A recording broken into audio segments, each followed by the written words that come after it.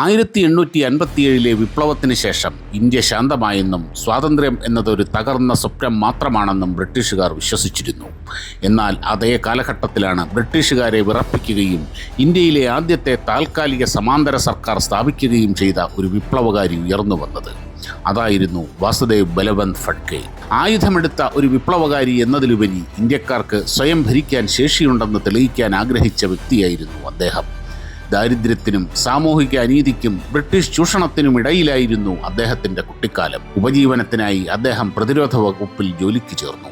എന്നാൽ 1870കളിൽ മഹാരാഷ്ട്രയിലുണ്ടായ കഠിനമായ ക്ഷാമം അദ്ദേഹത്തിൻ്റെ ചിന്തകളെ മാറ്റിമറിച്ചു. ജനങ്ങൾ പട്ടിണി കിടന്ന് മരിക്കുമ്പോഴും ബ്രിട്ടീഷുകാർ നികുതി പിരിക്കുന്നത് തുടർന്നു. പ്രശ്നം വ്യക്തികളായ ഉദ്യോഗസ്ഥരിലല്ല, മറിച്ച് ബ്രിട്ടീഷ് ഭരണകൂടത്തിൻ്റെ മൊത്തത്തിലുള്ള നയങ്ങളിലാണെന്ന് ഫഡ്കെ തിരിച്ചറിഞ്ഞു. ഒരു സ്വദേശി സർക്കാർ സ്ഥാപിക്കാൻ അദ്ദേഹം തീരുമാനിച്ചു. പ്രമുഖരിൽ നിന്ന് പിന്തുണ തേടിയപ്പോൾ സൂര്യനസ്തമിക്കാത്ത സാമ്രാജ്യത്തെ വെല്ലുവിളിക്കുന്നത് ഭ്രാന്താണെന്ന് പറഞ്ഞ് പലരും അദ്ദേഹത്തെ പിന്തിരിപ്പിച്ചു. എന്നാൽ ഫഡ്കെ പിന്മാറിയില്ല. ലാഹുജി വസ്താദ് സാൽവയുടെ നിർദ്ദേശപ്രകാരം അദ്ദേഹം ഗോത്ര സമൂഹങ്ങളെ സംഘടിപ്പിക്കുകയും 300ഓളം പേരടങ്ങുന്ന ഒരു സേന രൂപീകരിക്കുകയും ചെയ്തു. അവർക്ക് തോക്കുപയോഗിക്കാനും വാൾപ്പയറ്റിലും കുതിരസവാരിയിലും പരിശീലനം നൽകി. പണമില്ലാതിരുന്നതിനാൽ ബ്രിട്ടീഷ് ഖജനാവ് പിടിച്ചെടുക്കാൻ അദ്ദേഹം തീരുമാനിച്ചു. 1879 ധമാരി ഗ്രാമത്തിൽ നിന്ന് 400 രൂപയും പലസ്പെ, ചിഖ്ലി എന്നിവിടങ്ങളിൽ നിന്ന് 1.5 ലക്ഷത്തോളം രൂപയും അദ്ദേഹം പിടിച്ചെടുത്തു. ഈ പണം ആഡംബരത്തിനല്ല, മറിച്ച് ക്ഷാമബാധിതർക്ക് വിതരണം ചെയ്യാനും സൈന്യത്തെ വിപുലീകരിക്കാനുമാണ് അദ്ദേഹം ഉപയോഗിച്ചത്. ക്രമേണ പൂനെ ജില്ലയിൽ ബ്രിട്ടീഷ് ഭരണം അദൃശ്യമാകാൻ തുടങ്ങി. 1879 ഫഡ്കെ ധമാരി, തോർണ കോട്ടകൾ പിടിച്ചെടുക്കുകയും ബ്രിട്ടീഷുകാർക്ക് സമാന്തരമായി ഒരു സർക്കാർ പ്രവർത്തിച്ചു തുടങ്ങുകയും ചെയ്തു. പരിഭ്രാന്തരായ ബ്രിട്ടീഷുകാർ ഫഡ്കെയെ പിടികൂടുന്നവർക്ക് 50,000 രൂപ പ്രതിഫലം പ്രഖ്യാപിച്ചു.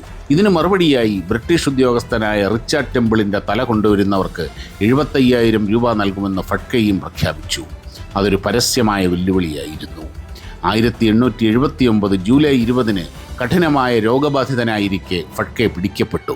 അദ്ദേഹത്തിന് ആൻഡമാനിലെ കാലാപ്പാനിയിൽ ശിക്ഷ വിധിച്ചു. എന്നാൽ ജനകീയ പ്രതിഷേധം ഭയന്ന് ബ്രിട്ടീഷുകാർ അദ്ദേഹത്തെ ഏഡൻ ജയിലിലേക്ക് മാറ്റി. അവിടെ അദ്ദേഹത്തെ തലകീഴായി കെട്ടിത്തൂക്കുകയും പഴുപ്പിച്ച ഇരുമ്പ് ദണ്ടുകൊണ്ട് പൊള്ളിക്കുകയും ചെയ്തു. അപ്പോഴും അദ്ദേഹം തളർന്നില്ല. ജയിലിൽ നിന്ന് രക്ഷപ്പെട്ട് അവശതയിലും 16 മൈലോളം അദ്ദേഹം ഓടിയെങ്കിലും വീണ്ടും പിടിക്കപ്പെട്ടു. തുടർച്ചയായ പീഡനങ്ങൾക്കൊടുവിൽ 1883 ഫെബ്രുവരി 17 അദ്ദേഹം ഏഡൻ ജയിലിൽ വെച്ച് വീരമൃത്യു വരിച്ചു. 1857 ശേഷം ഇന്ത്യ ഇന്നും ജീവനോടെ ഇരിക്കുന്നു എന്ന് ബ്രിട്ടീഷുകാർക്ക് കാട്ടിക്കൊടുത്തത് വാസുദേവ് ബൽവന്ത് ഫഡ്കെ ആയിരുന്നു.